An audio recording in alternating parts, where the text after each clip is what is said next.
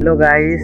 तो मु आज गोटे जगह को आसी बोली तो एटा बेसी दूर तार ना एटा आम घर पाखरे पूरा से जगह को आसी था मु बुली आवे भी एठी मु ब्लॉग बनई तो मोर मन ना आउ ए जगह को मु मझे मसरे माने एटा मुझे डेली जावा आसवा कर इपटे काम पड़े आ जगार प्लेसटा टे देखा गाइस आपण मान को।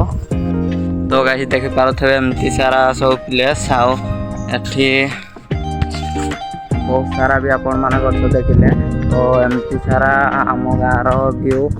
तो एटा आम घर पूरा पाख जगह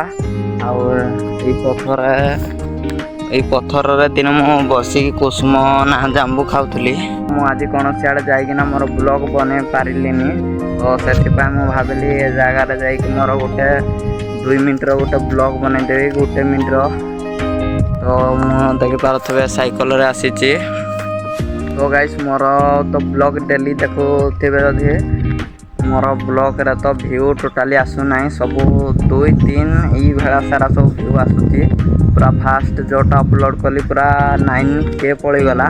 तो जिते अपलोड कर टोटाल सब व्यू जाऊना सब डाउन हो मोर चैनल मुझे जी घर को माने मुझे जी एपटे गले आम घर पहुँचब तो मुझे जी।